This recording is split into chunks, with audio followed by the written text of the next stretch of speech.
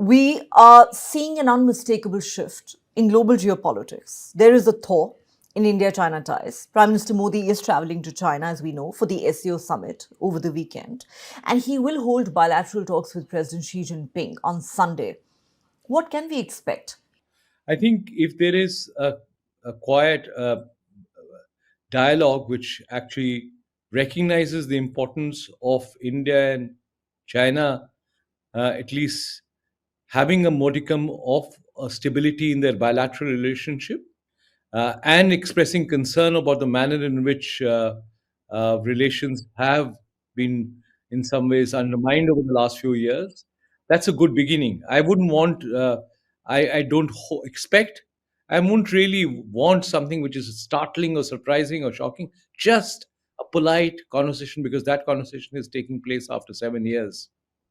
So, not a breakthrough moment, but a moment of candor which could give us hope that this relationship will, from here onwards, will be on even keel. Remember, we the prime minister and the president are also meeting after Operation Sindoor, where there was an unprecedented collaboration between China and Yeah, Pakistan. yeah. We are going to China in difficult circumstances. These are not the easiest of times, and China understands every nuance of diplomacy and international diplomacy.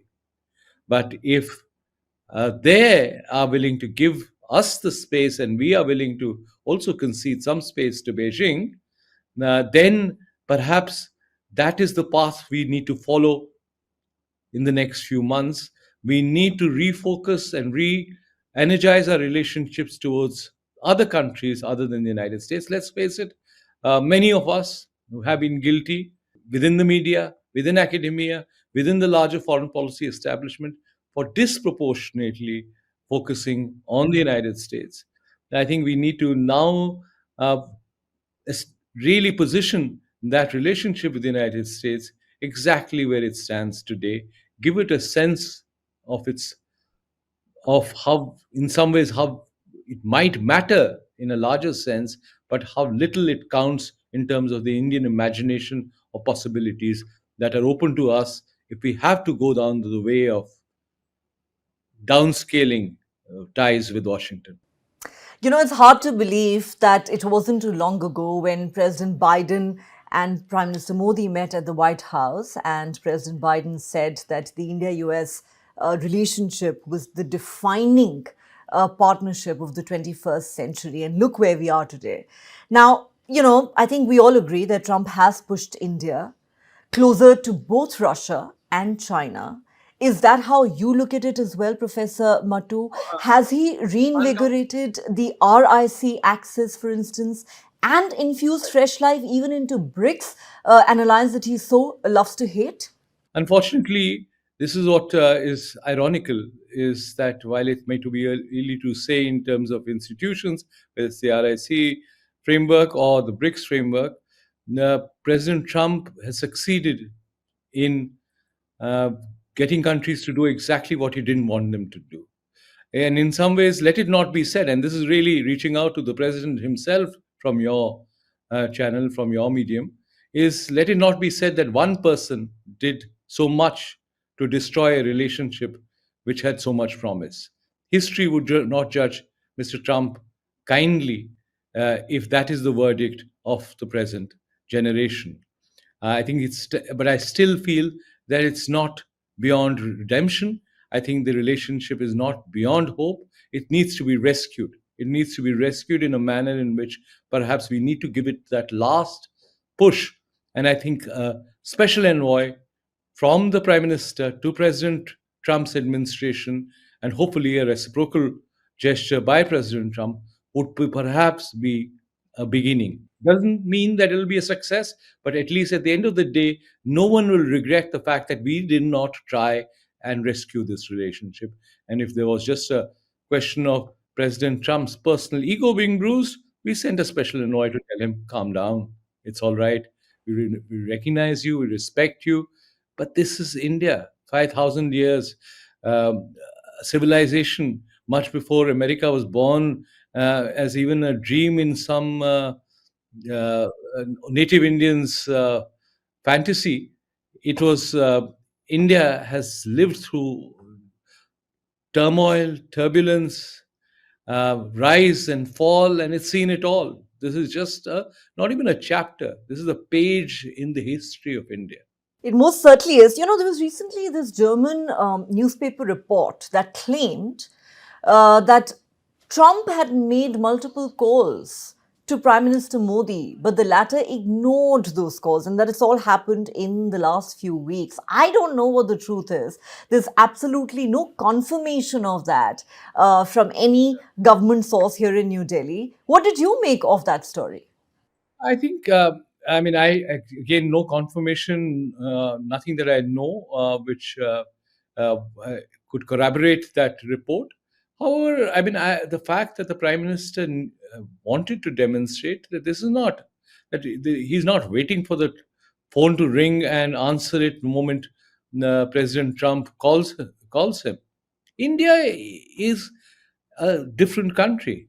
India is exceptional in a world which does not recognize exceptionalism beyond a point, especially when you take a realist view of the world. All great powers behave alike. But India has a sense of its own self. The Prime Minister has a sense of his own destiny. And if he didn't take that call, I think good for India.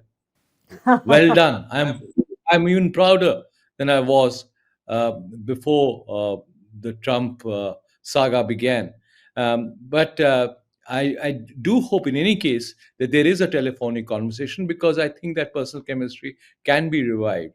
But if it requires a special envoy, let's appoint one quickly at that. I think that's great advice, Professor Mattu, and I certainly hope that the government of India is listening to your advice. But you know, going back to the India-China relationship for a moment, how do you resolve the trust deficit that exists between India and China? Major concerns still remain: the border dispute, China sitting on our territory, the Galwan clashes, and as you mentioned, China's support to Pakistan during Operation Sindoor. How do you think India should reconcile all of that with this new geopolitical reality that we're now faced with? See, there are three visions of India's China relationship.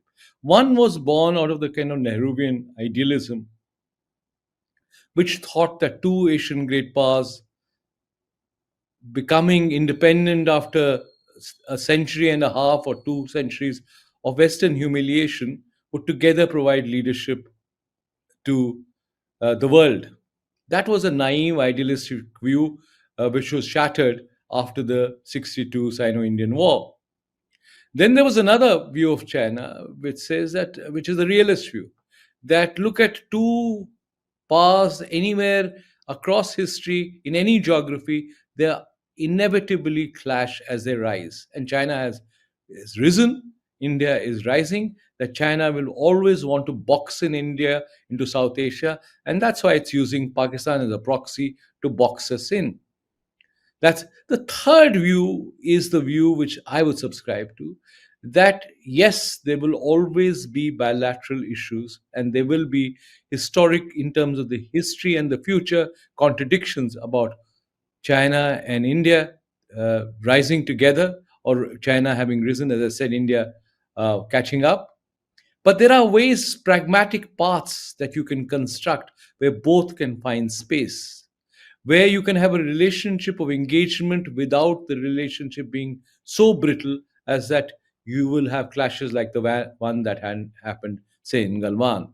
For that, you require leadership and you require sustained confidence building measures and channels of communication open throughout. So I think if Xi Jinping has come to the conclusion that, look, neither is an idealist view nor is a view that the inevitability of conflict theory will prevail, then a middle way in which India and China reconcile and find space for each other, and recognize also that perhaps Asia is best run, if you would like to call it that, although that seems like an imperialist patronizing term, that, that Asia is best managed by Asian powers to the exclusion of powers like the United States, then perhaps that's a pathway ahead.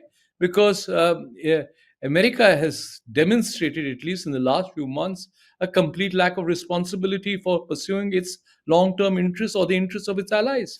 If America is driving down a road on a suicidal with a suicidal speed, then it's best to avoid collision with the America, which is on this course. It's best kept away from shaping the destiny or the future of Asia.